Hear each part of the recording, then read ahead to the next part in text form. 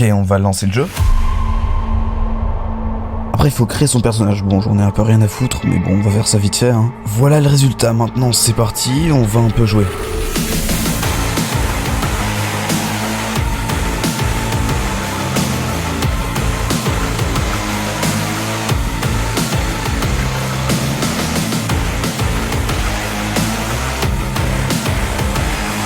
J'adore ce jeu, je ne l'ai pas fini mais franchement je kiffe y jouer. Le fun fact c'est que ma première vidéo storytelling elle est sur ce jeu. Malheureusement je l'ai supprimé, c'est un lost media, vous ne la retrouverez jamais, jamais. Bonjour à tous et bienvenue dans mon premier thread. Ta voix se superpose sur l'autre. Et le vôtre aussi je suppose. Enfin, je suis l'une des rares personnes avec qui les suppositions, c'est plus des calomnies. Donc je retire ce que je viens de dire. Mais quoi?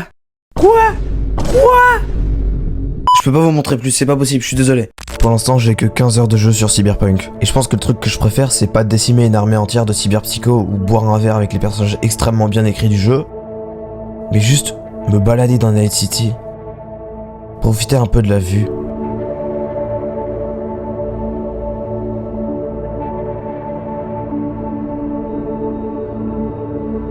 Après avoir commencé à y jouer, j'ai découvert qu'il y avait un animé dans le même univers. Putain, ça tombe à pic. Je suis pas très animé, j'ai jamais vraiment aimé la vibe du truc. Mais là, Cyberpunk Edge Runner, il m'a mis une grosse claque. Quand j'ai fini la série, j'étais tout retourné, et c'est pour ça que j'en fais une vidéo d'ailleurs. Mais à part le fait que la série soit géniale, il y a une démarche artistique qui est utilisée tout le long de la série.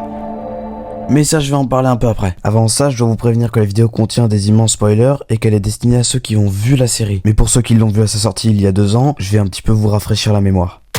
Alors donc on est à Night City, la cité des rêves, une ville en proie au sexe, à l'argent et à la drogue. Construite sur les ruines du rêve américain, la ville est un mélange explosif de richesses extravagantes et de misère abjecte, dominée par les corporations impitoyables et gangrénée par la criminalité. C'est nul. Plus jamais j'utilise ChatGPT, hein. En bref, c'est la haisse quoi. In this gothic underground city, we all sin. If I bring a couple rounds with me, then we all win. I came back and brought the crown with me. The king's king. Break your nexus and your neck, cause everybody's on your head. Donc David Martinez, le personnage principal, il étudie dans une université de riches. Le problème c'est qu'il est pas riche. Et ça on s'en rend compte très vite, hein. Ses camarades de classe harcèlent, sa mère travaille jour et nuit pour lui assurer sa survie. Il vit dans un taudis sans nom, la totale quoi. En plus il se fait chier, ça se voit qu'il est malheureux, qu'il aime pas sa vie, mais pourtant il continue. Pourquoi? Parce que sa mère lui a demandé. Pas directement par le dialogue, mais David le sait très bien. Si elle lui paye cette université, si elle travaille toute la nuit, c'est pour lui assurer un avenir. Et c'est pour ça qu'il peut pas arrêter d'aller à l'école et essayer d'être un peu plus heureux. Son rêve à lui, c'est d'accomplir celui de sa mère. Et le rêve de sa mère, c'est que son fils ait une existence agréable. Et c'est comme ça que les deux vivent. Ils se disent rien, et ils se voient quasiment jamais en fait. Et c'est là que la série va nous montrer une conversation entre les deux, plus ou moins tendue. Everything I do for you, D. Don't you see that? You're breaking my heart, Miho. I want to give you a fighting chance in this city and a good education. I'm sorry. Shouldn't have brought it up. Don't cry, Mom. Think I don't know how they treat you? Think I don't get treated the same way? But that's why you gotta prove them wrong. You have to work hard and rise through the ranks. My son at Arasaka Tower, top floor, I can just see it. Là, la mère de David vient de dire quelque chose d'extrêmement important. En fait, sans cette phrase, la vidéo n'existerait pas. Mais on va mettre ça de côté.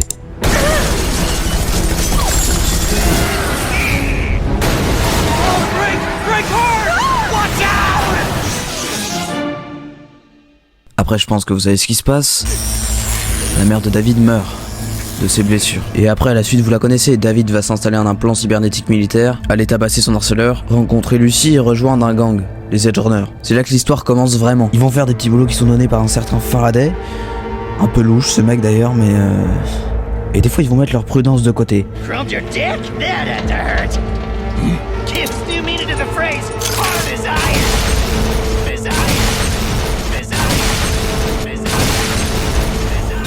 Un peu trop pour certains. Et vous n'êtes pas sans savoir que Pilar c'était pas le seul. Loin de là. Et ce qui est choquant dans la mort de ces personnages-là, c'est qu'ils meurent d'une façon tellement brutale. Tous, sans exception. Et à la fin de la série, au moment où il reste plus grand monde, c'est au tour de David. Je vais pas vous mentir, j'ai versé ma petite larme à la fin de la série, mais c'est pas sa mort qui m'a fait pleurer. Non, c'est une phrase qu'il dit juste avant. Look, Mom. I'm here. Very top of Arasaka Tower. My son at Arasaka Tower, top floor, I can just see it. Et c'est ça, c'est ce procédé qui rend la scène beaucoup plus triste. David, il a atteint son rêve. Peut-être pas de la façon dont sa mère le voulait, mais en soi, il a réussi. Et je pense que sans ce procédé, l'émotion aurait été bien plus moindre. Ce truc, ça s'appelle le foreshadowing. Vous êtes peut-être tombé sur des vidéos, des TikTok qui utilisent ce terme. Par définition, un foreshadowing, c'est un procédé narratif par lequel un auteur suggère ce qui est à venir. C'est vraiment la daronne de David qui dit qu'il va être au sommet de la tour Arasaka. 10 épisodes plus tard, David est au sommet de la tour Arasaka. C'est pas un hasard ça. Et le truc, c'est que la série a utilisé plusieurs fois ce procédé artistique. Dès le début, par exemple, quand David et Lucy sont sur la Lune, Lucy dit à David que c'est son rêve d'y aller réellement. Et au final, malheureusement, David et Lucy n'iront pas ensemble à la fin de la série. Lucy ira tout seul. On sait pourquoi. Un autre exemple, Maine a prévenu David, indirectement. Maine, il est mort à cause de ses implants. Il a tourné en cyberpsycho, et David l'a bien vu. Et à l'épisode suivant, on voit que David s'est acheté de nouveaux implants. Peut-être un peu trop pour lui. Et même s'il pense qu'il est spécial, on se rendra compte que c'est pas le cas au dernier épisode. Il y a pas de fin heureuse à Night City. J'aime trop cette phrase, mais je pense que je serai plus apte à la prononcer quand j'aurai fini Cyberpunk, le jeu. C'est le silence du montage qui vous parle. Là, pour vous dire, en ce moment, je suis à 25 heures de jeu et je sais que je suis à la fin du jeu. Au début de la vidéo, j'étais à 15 heures, là, je suis passé à 25, donc j'ai joué 10 heures entre temps. Et je sais que je suis à la fin du jeu et j'ai pas envie de le finir parce que je sais déjà que l'histoire se finit pas bien. Et en plus, c'est un super jeu, donc j'ai pas envie d'arrêter. Enfin bref, ça c'est une autre histoire. Voilà, c'était un petit truc à vous dire. Tout le monde s'en fout, mais ça donne un petit peu de consistance à ma vidéo, donc je vais pas m'en priver.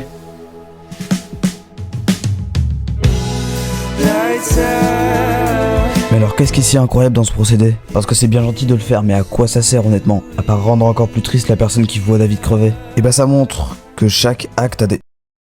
Mais attends, mais... Ce plan là... C'est le même au tout début?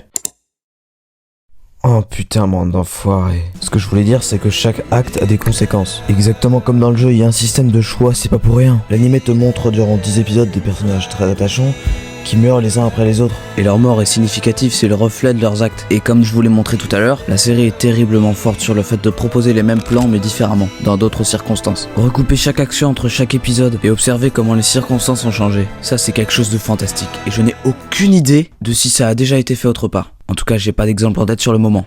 Mais je sais pas pourquoi, je sais pas comment ils ont fait, mais ce procédé décuple les émotions ressenties. J'ai l'impression que ça montre juste que la série attribue une importance cruciale à chacune de ces scènes. Sans cette fameuse phrase là, la mort de David aurait été triste, mais beaucoup moins. Et merde, mais utiliser le foreshadowing de cette manière, c'est du pur génie. La série mérite amplement toutes les critiques positives qu'elle a reçues. Parce que, outre le fait que les personnages soient attachants, que l'histoire soit sympa, il y a un véritable désir artistique derrière tout ça. Ils ont voulu tenter quelque chose de nouveau et ils ont complètement réussi. Il est temps qu'on parle un petit peu de Cyberpunk, l'original. J'ai fini Cyberpunk.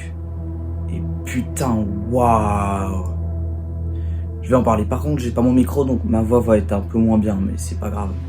Moi personnellement j'ai eu la fin où je demande l'aide de Panam. Et même si je vais tout de suite recharger la partie au point de nos retours pour essayer les autres, bordel mais qu'est-ce que c'est que ce banger. J'ai l'impression qu'en ce moment j'enchaîne les fins de jeux vidéo qui m'affectent de plus en plus. Il y a quelques mois j'ai fini Red Dead 2, après je me suis fricoté Detroit Become Human, puis Ghost of Tsushima et maintenant Cyberpunk. Et je pense que la fin qui m'a le plus marqué c'est celle de Cyberpunk. Et essentiellement parce que j'ai pas eu de spoiler sur celle-là. Mais surtout pour quelques détails qui sont magnifiques. Premièrement le protagoniste V, que je trouve d'un réalisme incroyable. Rien que la façon dont il parle je la trouve hésitante. Il cède pas mal de fois à ses émotions. Bon, ça dépend quel choix on fait. Le mec est pas très charismatique, mais je trouve qu'il a une façon de se comporter plutôt humaine. Alors certes, il est pas à la hauteur d'un Arthur Morgan, mais pour un protagoniste qui n'a même pas de visage, même pas de backstory, il est super bien foutu. Et je me suis très vite attaché à lui. Il y a aussi la relation entre Panam et V, qui est très belle en fait. Le dernier plan, là, juste avant le générique, où on les voit tous les deux à côté, c'est très beau. Ça m'a d'ailleurs un petit peu fait penser à Edge Runner. La mort de Saul, c'est un peu triste, très brutal. Comme dans Edge Runner d'ailleurs, ça m'a beaucoup fait penser à la mort de Rebecca. Le fait que V fasse une sorte de rédemption. Au début du jeu, tout ce qu'il voulait, c'est devenir une légende, quitte à mourir pour l'être. Et à la fin du jeu, au lieu de se suicider par exemple, il décide de profiter du temps qui lui reste pour partir de Night City. S'il part de Night City, à quoi bon être une légende? Et surtout, le fait qu'on ne sache pas si V meurt. Madame mentionne des contacts qu'elle a en Arizona qui pourraient peut-être lui enlever la puce, et ainsi offrir à V une vie paisible.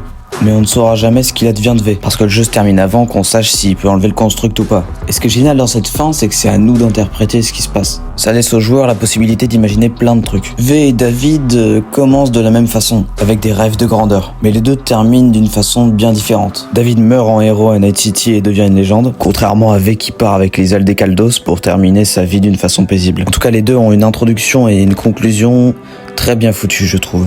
Les deux œuvres m'ont profondément marqué. Je pense que jouer à un jeu vidéo ou regarder un animé de cette trempe, ça va pas revenir de sitôt. Donc j'aimerais bien dire merci à CD Projekt d'avoir conçu un univers si riche. Je me suis vraiment bien amusé à regarder l'animé, à jouer au jeu et même à faire cette vidéo en soi. Merci, Cyberpunk, pour ce coup de génie.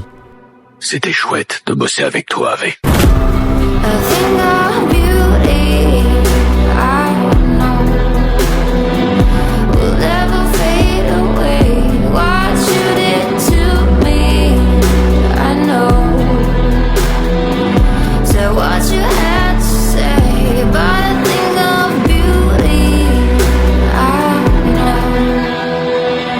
Said what you had